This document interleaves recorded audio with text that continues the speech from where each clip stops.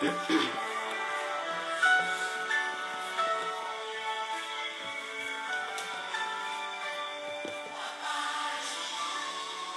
Gomes, bem-vinda, Jussiara Vieira, bem-vinda, Gilvan Tavares, Jussiara Vieira, bem-vindos, Edjane, bem-vinda.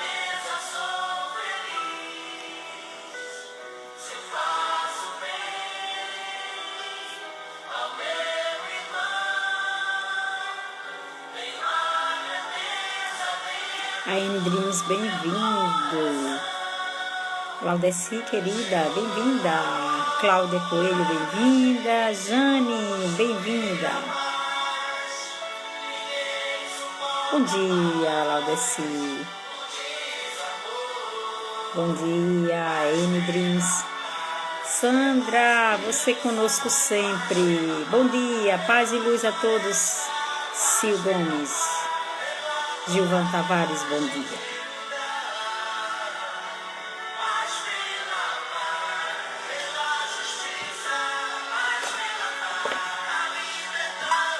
Ivaneide, que bom que você veio, bem-vinda.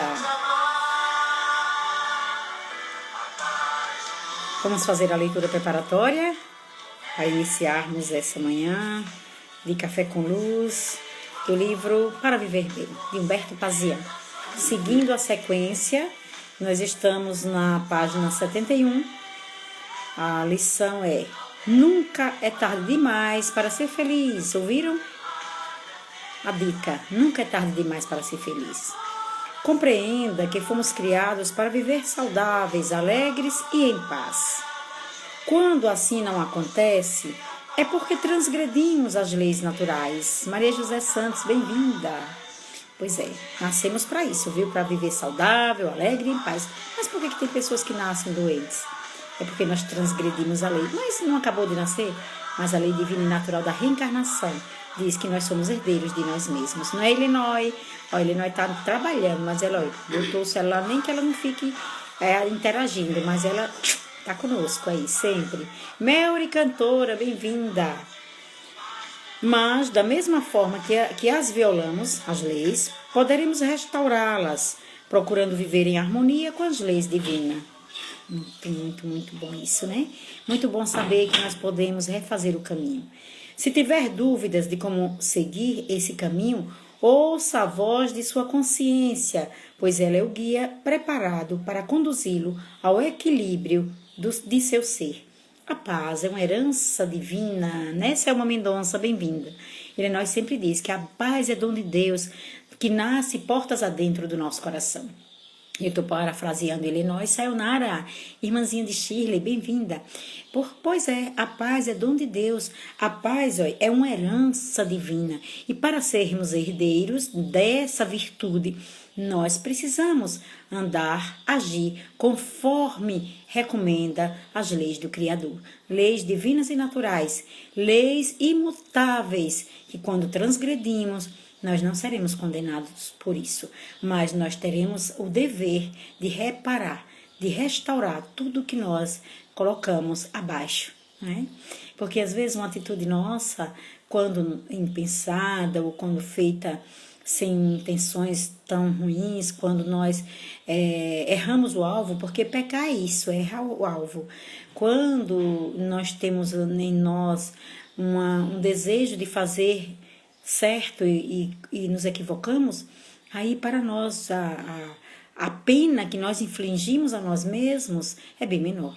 Mas quando nós fazemos as coisas de caso pensado, sem nos preocuparmos com o outro, esquecendo que quando o direito do outro começa, né, o meu começa quando o direito do outro termina. Quando nós esquecemos isso e violamos as leis, aí nós vamos ter o dever de reparar. Nascimento, Lenira, bem-vinda. Vânia Leite, Elisângela Fernandes, Jaquilene, Vânia Lúcia, Creuza Tavares, Nini Santos, oh meu Deus, Dona Marli, mãezinha de Shirley, Anjos, querida, bem-vinda. Claruela,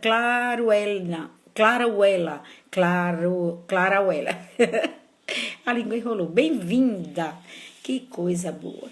Vamos então aproveitar esse momento de café com luz para expressar a nossa gratidão. A gratidão a Deus por nos trazer essa lição que nos diz, que afirma que nunca é tarde demais para ser feliz. E nós sabemos que a felicidade plena não existe num planeta de provas e expiações. Existem momentos alegres, momentos felizes, momentos de contentamento. Mas esses momentos somos nós que fazemos. Então vamos lutar para fazermos sempre momentos felizes em nossas vidas. Apesar das dores, apesar das dificuldades, mas com a fé em Deus, com a esperança, com a confiança, com a certeza das leis divinas do Criador, da imortalidade, nós teremos uma vida mais tranquila e mais feliz.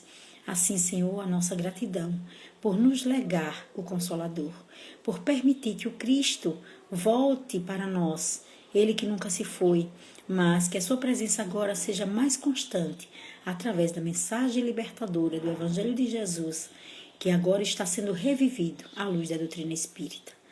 Que Jesus, o amigo incondicional das nossas horas, permaneça conosco hoje e sempre. Que assim seja. É tão bom, né? Esse momento, é tanta alegria, é tanta satisfação. Gente, estar com vocês, mesmo que não estejamos vendo, mas quando a gente passa o dedo aqui na tela, vai levantando, vai subindo, aí vai encontrando vocês. Tânia, querida, bem-vinda. Vamos encontrando essas pessoas aí. É como se a gente tivesse tete a tete. A gente acaba se acostumando com essa forma, com essa ferramenta. E é uma maneira de matarmos ou de amenizarmos a saudade daqueles momentos. Isso foi muito importante, essa pandemia, que a gente passou a valorizar tanta coisa que a gente não dava importância, vivíamos e ainda vivemos no automático. Então as coisas eram feitas de uma forma tão mecânica que a gente não se dava conta. Agora a gente sabe que depende de nós a nossa felicidade, que nunca é tarde para ser feliz, que esse momento de pandemia é um momento espetacular de encontro conosco mesmos.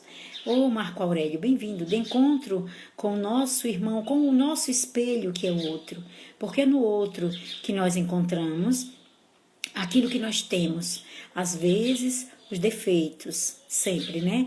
E às vezes algumas virtudes. Tia Marta, bem-vinda. Tia de Shirley, nossa querida tia, bem-vinda. Vocês são maravilhosos. A família de Shirley nunca deixa de estar no Café com Luz. A nossa querida tia Marta, Sayonara, irmã, Marli, a mãe de Shirley. Então, essa família aí maravilhosa, que é a nossa família também. Bem-vindas, que Jesus envolva a todas e a todos, né? E se declare, diga a ele que nós estamos com saudade. Mandamos o nosso abraço caloroso para ele, viu? Nosso irmão também. Ai, minha filha deixou aberto aqui, eu fechei. Eita, e agora? Eu fui displicente, eu fechei. Deixa eu ver se eu lembro. Ela abriu. Deixa eu ver se eu consigo lembrar. Ela abriu e eu displicentemente fechei. Deixa eu ver se eu consigo lembrar. Eu acho que era...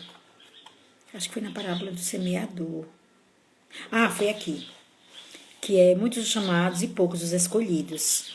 E realmente, nesse capítulo, a gente encontra a parábola do festim de núpcias, a gente encontra a porta estreita, a gente encontra aqueles que dizem Senhor, Senhor, aquele que muito se pedirá àquele que muito recebeu, dar-se-á àquele que tem, reconhece-se o cristão pelas suas obras. Mas ela abriu aqui, né? Ela abriu aqui, então vamos ler aqui. Aqueles que dizem Senhor, Senhor, não entrarão todos no reino dos céus. Item 6 do Evangelho de Jesus à luz da doutrina espírita. Dani Oliveira, bem-vinda. Muitos os chamados e poucos os escolhidos. Item 6. Aqueles que dizem Senhor, Senhor, não entrarão todos no reino dos céus, mas somente entrará aquele que faz a vontade do meu Pai que está nos céus. Vários me dirão naquele dia, Senhor, Senhor, não profetizamos em vosso nome? Não expulsamos os demônios em vosso nome e não fizemos vários milagres em vosso nome? E então eu lhes direi claramente, retirai-vos de mim, vós que fazeis obras de iniquidade. São Mateus capítulo 7, versículos 21, 22 e 23. E São Lucas diz o seguinte: todo aquele que, pois, ouve estas palavras que eu digo e as pratica, será comparado a um homem sábio que construiu sua casa sobre a rocha, e logo que a chuva caiu, e que os rios transbordaram, e que os ventos sopraram e se abateram sobre essa casa, ela não tombou, porque estava fundada sobre a rocha. Mas todo aquele que ouve estas palavras que eu digo e não as pratica, será semelhante a um homem insensato, que construiu sua casa sobre a areia, e logo que veio a chuva caiu, e logo que a chuva caiu, que os rios transbordaram, que os ventos sopraram e se abateram sobre essa casa, ela ruiu, e sua ruína foi grande. São Mateus, capítulo 7, versículos 24 a 27, e São Lucas, capítulo 6, versículos de 46 a 49. E ainda São Mateus anotou o seguinte: aquele, pois, que violar um desses mandamentos e que ensinar aos homens a violá-los, será considerado no reino dos céus como o último, mas aquele que os executar e ensinar será grande no reino dos céus. São Mateus, capítulo 5, versículo 19. Que riqueza de ensinamentos nessa mensagem. Porque ele está falando aqui, o Evangelho, através de Mateus e Lucas, ele está falando dos sepulcros caiados. Eles estão falando das pessoas que têm mais de hipocrisia do que de sinceridade. Porque é muito fácil falar em nome do Senhor, é muito fácil dizer Senhor, Senhor. É muito fácil falar e deixar que as palavras fluam, como nós estamos fazendo agora, do que as praticar. Então, ele diz que nem todos, porque alguns que dizem Senhor, Senhor, vão entrar sim no reino dos céus. Moniquita, Petrônio Garcia, bem-vindos. Então, porque as palavras, elas são levadas pelo vento. Oi, Evandro Rocha, bem-vindo. O vento leva e se dispersam, mas as ações ficam. As ações, elas perduram, elas permanecem. Então, algumas pessoas falam Senhor, Senhor, e é da boca para fora. Algumas pessoas se vestem com a túnica alvinitente, mas por dentro elas são sepulcros, caiados, podridão por dentro e por fora apenas uma capa, uma vestimenta. E qual é a proposta de Jesus? Que o nosso falar seja sim, sim, não, não. Que nas nossas ações, nas nossas falas, as ações sejam compatíveis. Aí vocês vão me perguntar, então você faz tudo isso que você fala? Eu digo para vocês que não. Seria hipocrisia da minha parte dizer que sim, mas eu tento. E certa feita, um orador espírita muito angustiado, falando para Chico, eu fico tão perturbado, Chico, porque nem tudo aquilo que eu falo nas minhas palestras, nem tudo aquilo que eu falo para as pessoas, eu pratico, Chico.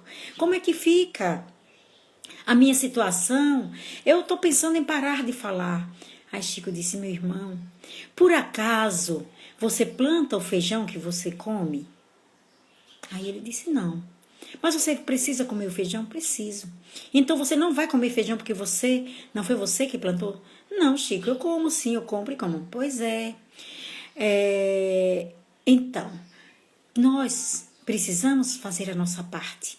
Mas algumas vezes, aquilo que nós semeamos serve para o outro. E para nós é a semente que vai ficar plantada. Então, se nós pararmos de falar por sermos imperfeitos, sabe o que vai acontecer? Ninguém vai falar. Não vai ter ninguém para falar. E quando nós falamos, 2 ouvidos e uma boca. A boca bem próximo dos ouvidos, né? Como diz ele, eu estou falando para essa tela, estou olhando para mim, é para mim que eu estou falando. E Allan Kardec, o codificador do Espiritismo, ele diz algo fantástico. Ele diz que se reconhece o verdadeiro espírita pela sua transformação moral ou pelos esforços que ele faz para domar as suas más inclinações. Então, não se reconhece o cristão, o espírita, pela sua santidade, por ser aquele que já tem uma auréolazinha. Não, se conhece pelos esforços que ele empreende em domar suas más inclinações, pelo quanto ele já evoluiu, pela insistência dele, pela luta interna dele, que é visível. E hoje a gente sabe que nós não somos nadinha da autoridade moral de Chico Xavier. Mas se nós olharmos para o ontem, hoje nós estamos bem melhores. Ontem nós dizíamos Senhor, Senhor, com toda a pompa, com todo orgulho, se vestindo de traje limpinho e passado e alvo, mas por dentro estava cheio de maldade. Hoje não, hoje nós não nos preocupamos com a veste externa, nós não nos preocupamos com o que os outros vão pensar, nós nos preocupamos com as nossas ações, com aquilo que nós carregamos em nossa casa íntima, aquilo que nós trazemos, tanto que, eu não sei se acontece com vocês, mas comigo acontece com uma frequência muito grande. Qualquer coisa que eu fale, qualquer coisa que eu diga, que eu haja, que não esteja em conformidade com o que eu falo, ou com os ensinamentos, isso me maltrata de uma maneira terrível, porque de imediato a consciência diz, ei, espera aí, o que foi que você fez? Você tem noção da sua ação? E aquilo bate em nossa consciência e a gente diz, meu Deus, de novo eu errei, mas eu vou tentar novamente, porque é assim. É assim que Deus faz com seus filhos, é assim que nós fazemos com os nossos filhos imperfeitos, nós damos para eles novas oportunidades, não é? Neide Almeida, bem-vinda. Sônia Mercedes, querida, bem-vinda. Olha, Evandro está dizendo que Kiara Lubick, outrora já afirmou, que se as pessoas vivessem o evangelho, seríamos evangelhos vivos. Mas nós somos uma proposta. Nós estamos aqui com essa proposta. Nívia Merielle, minha sobrinha, filha de Lenóia, aqui presente, bem-vinda. Marlene, querida, Lourdes Lima. Então, é isso. Nós somos essa proposta que nós estamos fazendo. Porque viver Jesus, caminhar com Cristo, é uma tarefa árdua, porque exige renúncia, abnegação, desprendimento, exige que nós tenhamos muita, muita, muita humildade. E a gente não tem o suficiente. Mas a gente vai desenvolvendo, a gente vai trabalhando em nós. O que é interessante nessa mensagem, né? Todo aquele que ouve estas palavras que eu digo e as pratica, é como um homem sábio que constrói a sua casa sobre a rocha. Porque vem o vento, a tempestade, vem os rios transbordam e a chuva cai sobre ela e ela não rui. E aí a gente pensa, poxa, agora que eu estou melhor, agora que eu estou fazendo a coisa certa, então tudo na minha vida vai florir, tudo vai sorrir. Não necessariamente, porque estamos nesse aprendizado. Então, o que vai acontecer é que vamos estar fortalecidos, nós estamos com a nossa fé mais parecendo um rochedo. Então, tudo que se abater sobre nós será recebido de uma forma muito diferente, muito mais tranquila. E Jesus fala, olha que coisa linda, quando Jesus fala, ele faz aquela comparação, porque lá na Palestina tem essas tempestades, e aí era muito comum chuvas torrenciais, então as pessoas construíam suas casas sobre pedras, para que a chuva não levasse. E Jesus se utilizava do cotidiano para trazer a sua mensagem. E as pessoas insensatas, que eram desprecavidas, elas faziam as suas casas em qualquer lugar, nas beiras dos rios, nas margens dos rios, em locais arenosos. E o que acontecia? Então, ele está fazendo uma comparação à nossa fé, à nossa robustez, ao que nós estamos construindo. E a gente vai construir isso, tijolinho a tijolinho, grãozinho de areia, pedrinha por pedrinha. Quando nós resolvemos e entendemos que a paz do mundo começa em nós, quando nós resolvemos nos modificar, quando nós queremos de fato construir a nossa felicidade. Então, estar no caminho do bem, estar nos passos do Cristo, não quer dizer que estejamos livres das vicissitudes, das provações e das dores da vida. Mas quer dizer que nós vamos estar muito fortes, muito preparados, muito dispostos. E aquilo que parecia para a gente o fim do mundo vai ser simplesmente nada mais, nada menos do que uma pequena pancadinha. Aquilo que a gente achava que era uma tempestade vai ser uma gota d'água pingando no oceano, porque nós vamos estar fortalecidos, né? Então, nós nos demoramos e o Evangelho no Lar é isso. É esse encontro conosco mesmos, é esse convite abrindo a porta do nosso coração para que o Cristo permaneça. E assim sendo, nós só precisamos da água para fluidificar, do Evangelho, de um momento que nós vamos determinar do dia da semana, a hora certinha, todos os dias, toda semana, naquele horário, naquele dia, família reunida. Prece, leitura do Evangelho, explanação, se entender, a gratidão a Deus, a água fluidificada que nós colocamos vai receber as energias salutares dos bons espíritos. Bebemos a água e naquele instante, Jesus não somente faz morada em nossa casa, mas todo o quarteirão é beneficiado. É uma luz que se expande por toda a região. E é isso que nós queremos, é que essa luz, né, brilhe. Que a nossa luz brilhe, como disse Jesus, que brilhe a vossa luz. Estamos ainda no Setembro Amarelo. E o Setembro Amarelo, pela valorização da vida, é um mês em que trabalhamos de forma bem intensa para que as pessoas não desistam, para que elas entendam que não estão sozinhas. Elas não são um peso, elas não são, entendam vocês não são um peso, vocês não são um fardo na vida de ninguém. Tudo isso que vocês acham que nós pensamos a respeito de vocês é porque você está num momento muito delicado de sua vida. Você não está conseguindo enxergar. Mas quem disse que nós estamos em condições de atirar a primeira pedra? Nós estamos aqui para dizer: você é um filho de Deus e merece uma chance. Se tiver que se matar, que seja amanhã, né? Tem uma poesia linda, eu disse a Edilson que eu ia ler, e eu não anotei, gente, mas eu vou ler uma poesia belíssima, que é Edilson, seu tio, viu, Marielle? E meu irmão, não de sangue, mas espiritual, irmão de Lenói, irmão de sangue, é o nosso querido poeta. Ele diz que é assim, um ousado aprendiz, mas ele não é um poeta nato. A poesia é belíssima, nos convidando a valorizar a vida. Então, vocês, meus irmãos, todos nós que trazemos a nossa dor, porque às vezes nós temos momentos de tristeza, nós temos momentos de depressão. Nós não temos depressão, nós temos momentos, nós temos crises e nós precisamos buscar ajuda. 188, CVV, Centro de Valorização da Vida. Vamos buscar? Viver é a melhor solução. Viver é a solução. E Lenói está com um trabalho aí das 19 às 20 horas essa semana, de 7 a 11, pela valorização da vida. Viver é a solução. E todo dia o NEP, o Núcleo de Estudos Aprofundados da Doutrina Espírita, está trazendo uma mensagem. E a mensagem de hoje é de Lucenira Passos, Pão da Vida. É a mensagem de hoje. Vamos assistir? Vamos prestigiar às 19 horas, das 19 às 20 horas. Então, vocês estão convidados, são nossos convidados.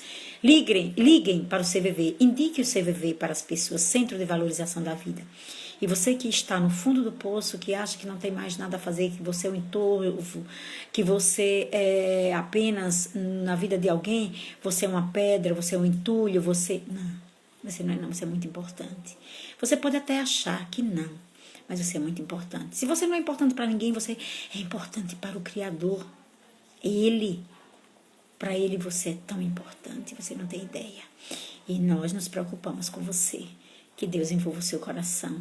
Às 16 horas lembremos da conversa fraterna. Aquela conversa gostosa ao pé do ouvido que Lenói traz de uma forma tão serena, tão tranquila, tão mansa. E parece que ela está dentro dos nossos problemas, né? Porque tem dias que ela está falando assim, para mim. Eu acho que, não sei, que ela captou. Mas é isso, conversa fraterna com Lenói às 16 horas, não percam. Às 19 horas, Lucenira Passos, Pão da Vida. E assim nós encerramos essa etapa.